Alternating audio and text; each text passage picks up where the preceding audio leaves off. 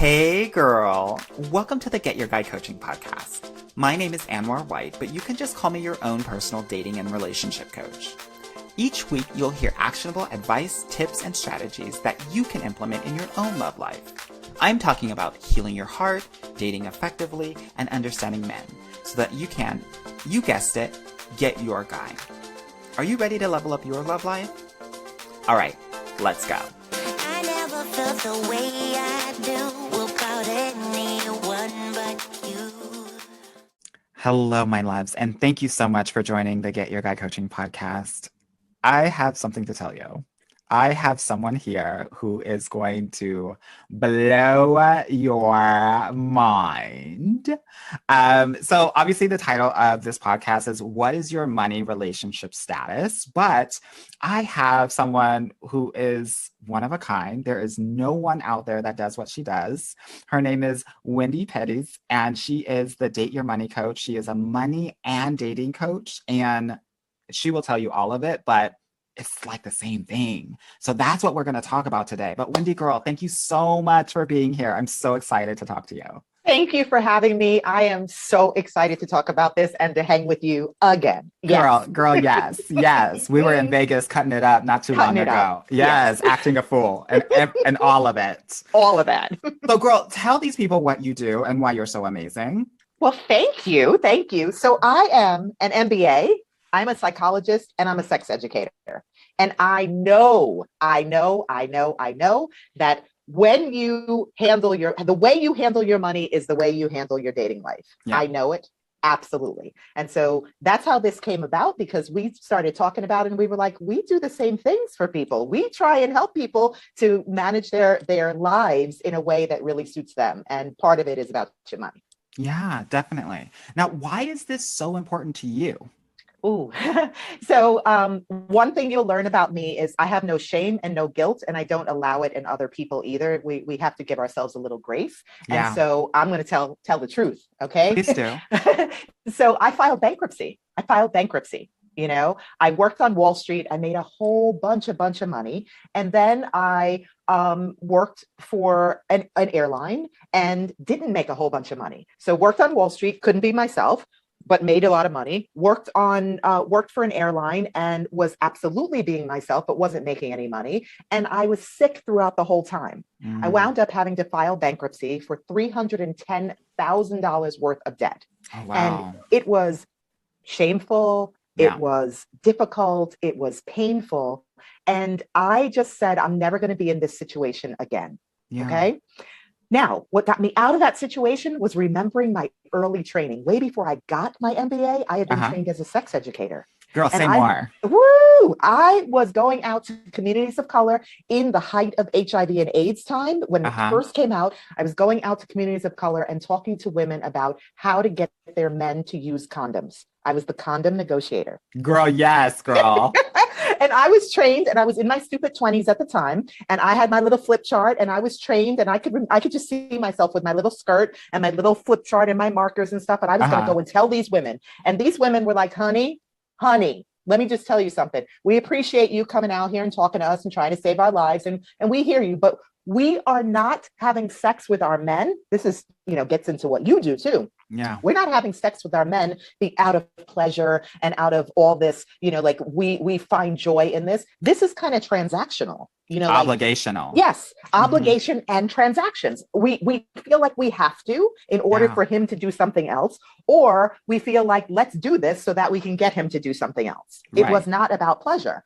And so I was shocked, first of all, because in my stupid 20s, I thought I was doing, and I use that facetiously, but I was really in my stupid 20s, like everybody 20 is not stupid, but I was. Okay. So no offense to anybody in their 20s who thinks they know it all too, Right. I'm just saying, I see you, and that was me. Yes. But anyway, I began to dive into this notion of pleasure and how it can affect our psyche. And I saw the sadness in a lot of these women's eyes. I saw it just broke my heart. So I was on this quest to figure out, how do we connect pleasure, which I know can fill us up and give us confidence and make us feel good. And we can make better choices and choices that serve us. No judgment in the choices, but just choices that serve us. And so I began to have this quest, and I was asking all my friends, asking all my family, are you having sex without pleasure? Like, what? Like at the Thanksgiving table, they would be like, girl, a mess. A mess.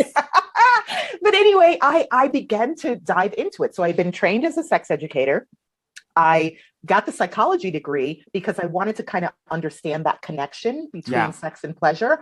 And then I got an MBA. And so originally I was going to start a brothel for women, but that's a whole other podcast. Girl, you and me both. Been wanting to be the madam. Woo! Yes. That's what I did my thesis about, but I digress. Anyway, once I filed bankruptcy and I was at my lowest, I went back to what I knew to be so, that I had to fill myself up with pleasure. And that meant little baby steps, little things like deciding, is this the meal that I want to have? Are these the clothes that I want to wear? Are these relationships that I have, friends, family, whatever, are they serving me? How are they serving me? And it started with things like pens, like a pen. Yeah. As I'm writing, is it getting on my nerves? Because we all know that pen that doesn't write anymore. Girl. Right? Every 2 weeks, I was having the shitty ones, and now I have these high quality ones. Yeah. Because we can choose those things, but you got to feel good in order to choose that for yourself, in order to do that. And I went from bankruptcy, $310,000 worth of debt, to being worth $1.3 million at last count. Yes. I love that. By filling myself up. Yeah. I love this. I'm so glad that you're giving numbers and figures, because nobody talks about money, but we're going to talk about money. We're going to talk about We're going to talk about it. Yes. So, girl, why aren't people talking about money? I think like sex, we're taught to sex, race, politics, money, all of those things that are like we whisper about, we don't stand up and say, yeah, this is how I'm getting down. Yeah, this is what I make. Yeah, these are my politics. I think we're conditioned that way. And I think it has to stop. It has to stop. If we can't have these real conversations, we can't find out what we don't know. Okay. We may think that 6 figures, like people are like, oh, I can't wait to make 6 figures. But people don't realize and really think about 6 figures spans from $100,000 and a penny to almost $1 million. Yep. So what do you really want? You know what I mean? And we have So you're telling the people, find that number. Yes. Find the number, and not just the number, but the why behind it, because that will anchor you to actually getting it. Yeah. I talk about clarity. We got to get real clear about where we are right now, so we can even see the gap between what we really want and what we're doing right now. We have to. And I think people, like I said, people do not talk about it because we've been conditioned not to. We've either been told directly that that's not what good girls or good boys talk about, like that's improper to say that, even with people we love. Yeah. I think especially with people that we love, right? Especially being of color. Like our parents weren't really talking about money. No, they weren't. Not at all. And we're not blaming them because they weren't talked to about money either. That's right. You know what I mean? And I keep talking about shame and guilt and blame. I do, because I think we have to get that out into the conversation too. Because so many people they don't want to look at things. They don't want to talk about things. I would imagine in your work also, in the work that I do with people, it covers the sex stuff and the relationship stuff, and it covers the money stuff because it's so aligned. We have secrets about things that we're ashamed about or that we don't want to talk about because we don't want anybody to know. Right. I think I'm so glad that you brought up that point about shame, right? And as we think about our families, I think our parents and our parents' parents had a lot of shame about the money that they had or the money that they wanted, the number that they wanted, and they couldn't get because of a variety of different circumstances, situations. I think it's important to note that also. This is not a quick fix, and there are all kinds of things, barriers and obstacles and challenges in our way, especially as people of color. Especially as people of color. A lot of it is in our head. A lot of it is in our mind. A lot of it is in our heart. A lot of it is in our body. It is ingrained in us. So this is deep work. Oh my God. The deepest. What? The deepest. And so it's got to be done in a safe space with people who are like, yeah, me too. You know what I mean? Yeah. You know, like I get that. That has happened to me. You know, that's why it's so important to me that we have these conversations and I do the work that I do in the way that I do. Yeah, yeah, definitely. All right, girl. Well, you have a variety of different statuses for our money relationship statuses. I think statuses is a word. Talk to us. It's not stat I. You know how they do that. I was just thinking stat I too, and I was like, I don't think that's it. Yeah. Can you break it down for us? Like, I think that we will land on one of these money statuses, and I want people to understand where they are and how they can get from where they are to where they perhaps want to be. Yeah. Well, I think there's a couple of things. For me, the first step, there's 3 steps to even going through this process. You got to kind of figure out if you're really ready for a relationship. You know what I mean? But so we don't really have a choice, do we? Well, much like in dating, you do, because you are ready or you're not, or you're getting ready, or you're, you know what I mean? So there are people who don't have money on their radar at all and don't have relationships on their radar at all. Okay. So I think finding out how ready you are and if you're really ready is really the first step. Then, much like dating, we have to find out who we've been attracting before. So what kind of money have you been attracting? Does your money come to you and hang out with you? You know, or does your money come and slip through your fingers like a friend without benefits? You know what I mean? Like it may show up on payday. Yeah. It may show up on a birthday, you know, little celebrations. Maybe it's there, but then that's done. That's gone. You know what I mean? So we need to look at the attraction phase. Then we get into pre-commitment, which is, okay, so now I'm really understanding what I've done in the past. Let me see what I can do next in order to really set myself up for success. So what have I been telling myself about all my past relationships and all my past money situations? You know, that, you know, either all men aren't fill in the blank or all men are fill in the blank. With your money, it comes up as, you know, you got to hustle and grind, you know, to get money, or money doesn't grow on trees, or every single time I get some money, somebody needs something. That's what I hear a lot. You know what I mean? We move through there to get you to commitment. Okay, I know these things about me, and let me really look at my money. Let me really see what's going on and what part I'm playing in this. You know, in my work, we talk about debt being a blessing. Debt being a blessing. Say more. So usually when people talk about debt, they're like, you know, it's weighing me down, it's horrible, whatever. And we have to start to look at things as the truth. The debt is this: I owe X amount of dollars to whatever, Rent-A-Center, Sears, you know, cable, whatever it is. Your Sally house, Mae, college Sally loans. Mae, whatever it is. I owe this amount. So that's the first thing. And then instead of feeling bad about it, we have to find a way to make it not reflect our own worth, but to find out what are the blessings in there. So for instance, you said Sally Mae, okay? That is, you have $80,000 worth of student debt, for example. But that, first of all, you had the ability to get that credit, okay? And not everybody can. So that is a blessing. Also, who did you meet at college? What kind of opportunities has that led to in your work, in your life? You know, like, let's look at it for the full experience and not connect what you see as a bad thing and make that feel like you're now a bad person. You know, you have to be whole. I know you talk about this. You have to be whole before you can be with someone else. You have to be whole with your money and independent and fully single. Because that's really what we're trying to do is, you know, we ain't getting you all booed up. We're trying to make sure that you are single and whole and independent for yourself, you know, so that you can move on to the next step, which is bliss. It's sexy, juicy, yummy bliss with your money. And that's when you are clear about where you are, you have the confidence to do something about it. And then we get into doable steps, which are now what? Now, how do I actually fix these things and make sure that I'm set up for success for the rest of my life? So that's that's a long explanation, but that's really the process that I take people through, and it is aligned to how they show up in their relationships. So we are looking to be single/independent status as Yes. the final Yes. point to our like money relationship journey and stuff, Absolutely. right? Absolutely. Yeah, I Yes. wanted to clarify that because I think it's important. Yeah. Good. So you talked about clarity, confidence, and competence as it relates to getting to our single status, Yes. right?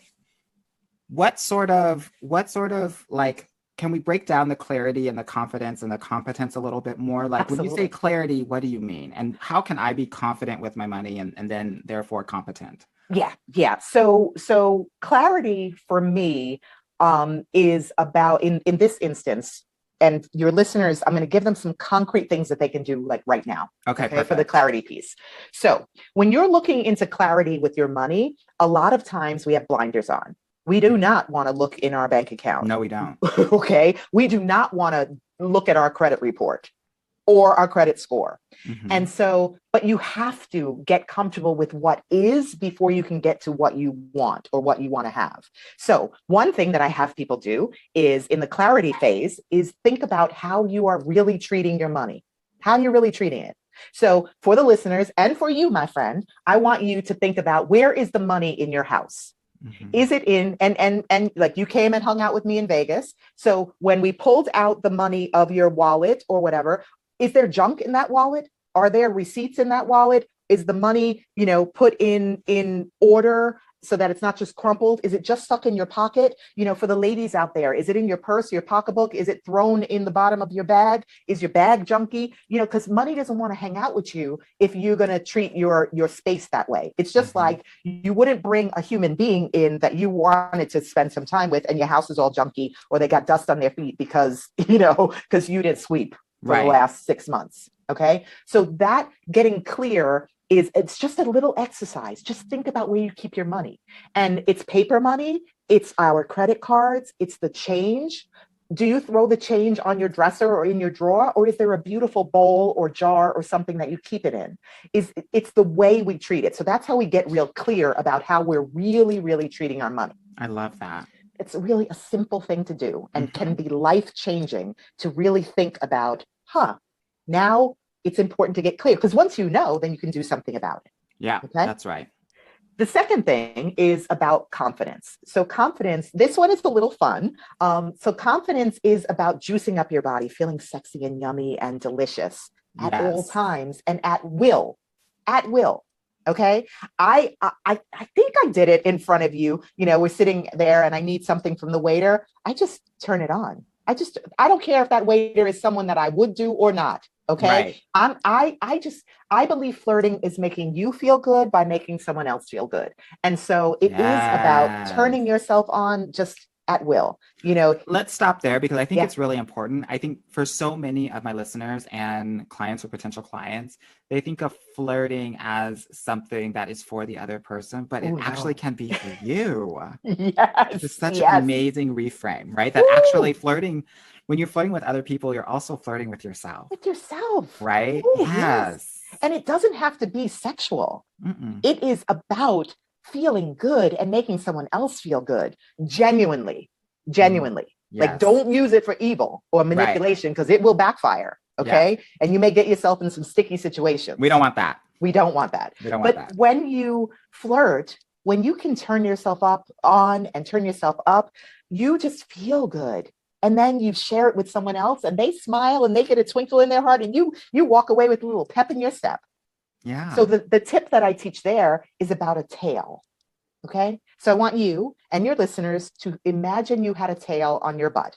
Okay. A tail. Okay. So what kind of tail might you have? Tell me about the tail that just came in your mind. My tail, the first thing that came into my head was a dinosaur's tail. Woo! Okay. Now imagine that whenever you need to feel like, I got this, I'm raising my prices, I'm going to negotiate a raise, I'm going to reach out to someone that I might be a little shy about, you put that dinosaur tail on. Okay. Now, when you put it on your butt, a dinosaur moves in a very distinct way. right? Yeah.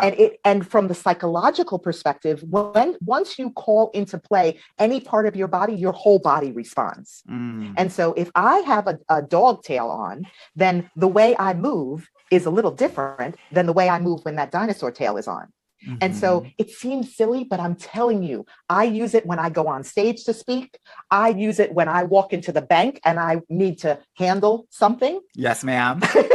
I use it when I want to ask someone to do something for me. I use it all the time. I put that tail right on. What tail do you have? Oh, it depends because I have lots of tails. Okay, what is the tail that you use the most? The tail that I use the most is probably the dog. It's probably the dog. It's the dog and the dragon, actually. I use a dragon tail. The dog is like when I need to be like high-powered, energized. And the dragon is like when I need to be centered.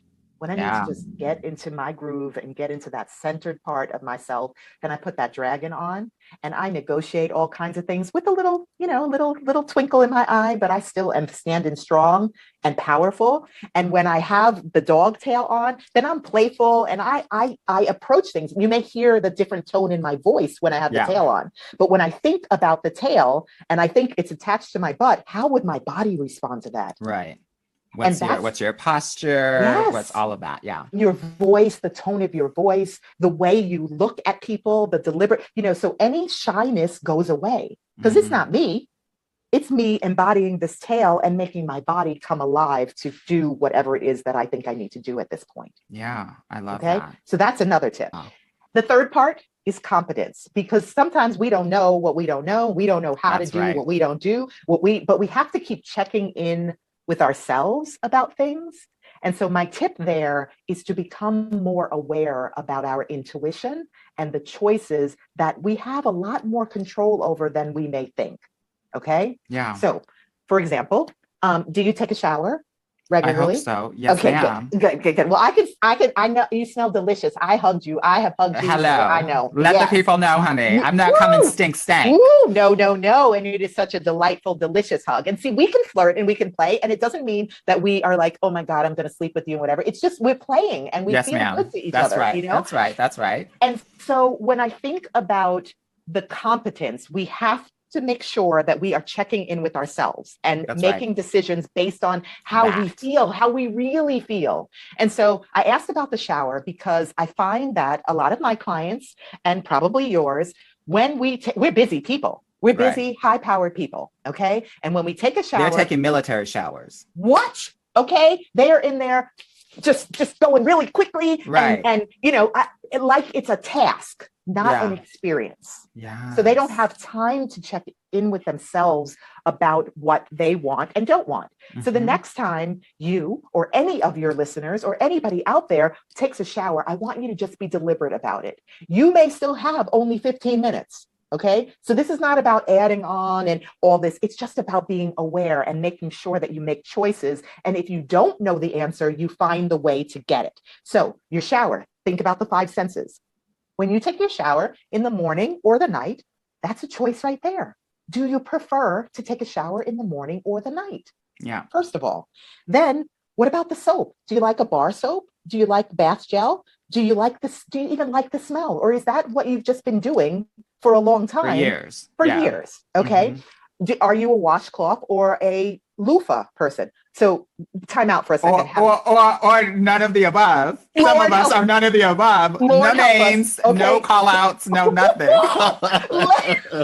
I was in the car yesterday and we got in this big discussion about, you don't use a washcloth? I was like, what? And then somebody said, the person I was talking to, who I will not call out, said, no, they don't use a washcloth, which I had some emotion about. And they also said that they knew people who wash their bodies with bleach. And I had never heard that before.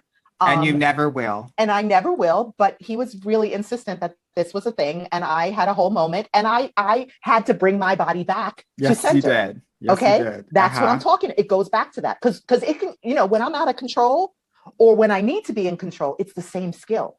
So I put my tail on and I was like, Wendy, don't be judgmental. Don't say some rude crap. You know what I mean? So it works. So I digress. But in the shower, so what about the lighting?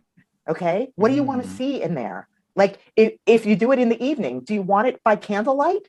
If you do it in the morning, do you want the sun blazing, or do you just want to be calm because this is how I chill in the morning? Okay. Right.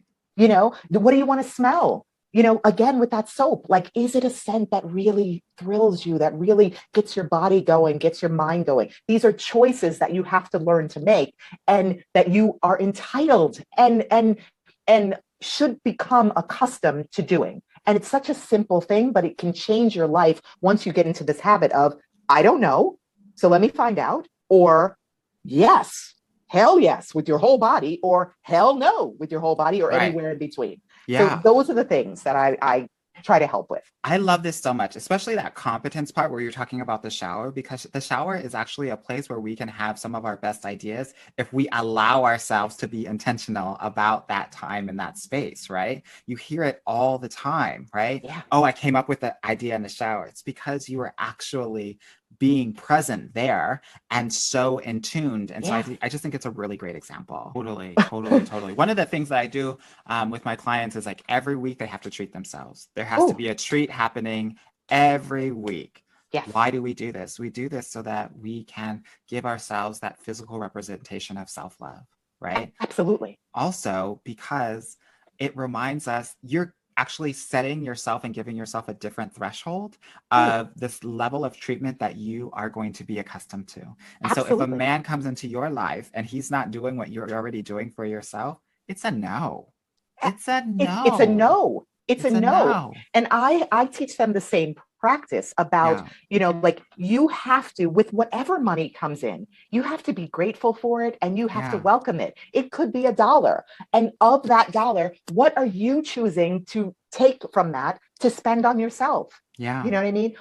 Because what normally happens is when money starts to flow, you're like, oh, good. Now I can pay this off. Now I can take care of this. Now I can get caught up on stuff. And you're exhausted. And yes, then it's gone. But if you Yeah. off the top take even 10%, even 10%, because it's something that we have to build the muscle to do, but even 10%. And I am going to go and buy a candy bar. You know what I mean? Like, whatever it is, but buy a candy bar that you love, Yes. that tastes delicious, that you are wiping the drool off your Yeah. mouth because you are like, oh my God, it is so good. But you have to get in the practice of taking care of you. That's why my top level is about being single and independent. Single and Yes. independent, because single has the connotation that there's something wrong, something the matter with you. Like, I've never been married, and all my accomplishments that I have done, when I go someplace, everybody asks me, so when are you guys getting married? And I'm like, hello. I've been all over the world. I'm a millionaire. I have a business. I Yeah. am happy. Don't you care about this? But no, you want me to have kids and you want to get married. And that is fine. But that is not our only value and our only worth. That's right. And we have to be ourselves and our full selves. And I want you to get married if you want to. Absolutely. That's right. But we got to level up before we I do love that. this. And I just want to reiterate what she is saying, because I think this is such an important point, that you actually have to spend your money like with pleasure to Ooh. actually have it come back. And I just want to offer to you that it's the same in dating and relationships, that you actually have to do it with a level of fun and pleasure for it to actually come and do the things that you want it to do, right? Without yes. that, when it's a chore, when it's exhausting, when it's something that you don't want to do, you will not, I repeat, you will not attain your love goals. But when you come at it with a level of joy and pleasure and fun and just a fulfilling, like, just feel, there's so much abundance that will come your way. Even if you guys are not woo-woo, get into this woo. Get into one woo. Get into one woo. Okay, But I'm not a probably woo-woo. the least. Yeah, okay, one woo. Yeah, that's probably where I am, is one woo. But I do believe in what I believe. You know what I mean? I do believe in abundance. I believe in the universe. I believe in joy and pleasure. I believe in filling ourselves up. I believe in all of these wonderful, wonderful things that we are not accustomed to doing as an everyday practice, that we have to get in focus. And, when we talk about dating, like, I think that you have to get your money right before you can get your relationship stuff 100%, right. 100%. I believe that, because you have to come in as a fully whole person who is independent and could take care of herself if she needed to. It's one of the reasons why I really don't allow people to work with me if they just got a job. Like, you need to be working for at least 3 months and have a level of stability. And I prefer working with people that live by themselves and not with their parents, because to your point, when you get into some sort of situation and you are not on a stable financial plane, the relationship will automatically be imbalanced and it will not be successful. Absolutely. Are there any exercises that we can do to actually embody this, right? Yeah, I mean, I think that when I think about the joy and pleasure of money, it goes back to us checking in for ourselves. And I work primarily with women. And so we are taught, when you look at children, little boys or little girls, they just have this kind of knowing, they're very clear about no, or yes, I like this, I don't like that. I don't, and then we're taught, you shouldn't really say that, and you shouldn't really do that, and you shouldn't really feel that. And so kind of getting back to that childlike knowing is what I hope that people can embody and embrace. And so it isn't about being rude, but it is about standing up for yourself. So it's things like I taught about the shower. It's things about, like, look around your office and think about, like, where are you playing poor? And I use the word poor very deliberately, but also I want you to understand what I mean. We are not shaming anybody or talking bad about anybody who truly is poor, who truly is starving. But we use these words, oh my God, I'm starving. And we ain't never been starving. Okay. Most of us have never been at the point where we may not have what we for want. An extended period of time. Yeah. Absolutely. And so, but so playing poor to me is about looking around all of the things that you come in contact with and training your body and training your brain to respond to those things with a clear yes, an aligned yes or an aligned no. Talk about woo. You can feel an aligned yes and you can feel an aligned no. Mm-hmm. Yeah. And we have to get used to that. And so when you feel an aligned yes, celebrate that. And it could be that, you're out looking for a new stapler. Okay. Go and touch them all, pick them up, look at them. And just like, I use stapler because I have a stapler that I absolutely love. And I can feel my body lighting up thinking about it. I can hear the change in my voice when I'm thinking about it, when I'm holding it in my hand. It's ribbed. It's black, it's ribbed, it's the right weight for me. Like, it is a little thing, but it is a big thing. And so when we're training ourselves, we can also check in with ourselves about you finding that perfect stapler, for example, and it may cost a couple of bucks extra. And you watching whether you deflate or whether you're like, okay. And so that's what I would love for your listeners to just check in with themselves and practice, check in with their bodies and go back to that childlike knowing, that childlike aligned yes or aligned no. I love that. Good. Now, for my listeners who want to actually have that healthy relationship with their money, how can they get in contact with you? So on all the socials, I am the Date Your Money Coach. So you can find me on Instagram, you can find me on Facebook. And I also do a workshop. Every month I do a Date Your Money workshop and we go through all of this stuff. I keep them small and intimate. We have a juicy, yummy time and you will come out fully transformed about how you think and feel about money in just one day. But it's not just one day because we do have happy hour the day before. And then after we have an after party, a week-long after party. So it's a fun time. It is really deep work, but it is not work that you will continue to shy away from. Yeah.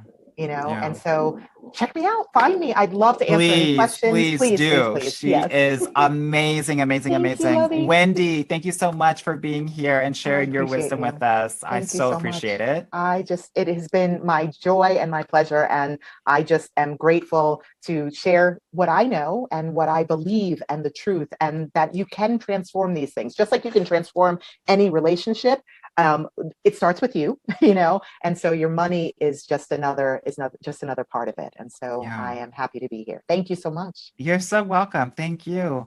All right, my loves, you heard it here first. Date your money, get into the best relationship with your money possible, and Wendy is the person to do it. Thank you for joining us today. Until next time, bye.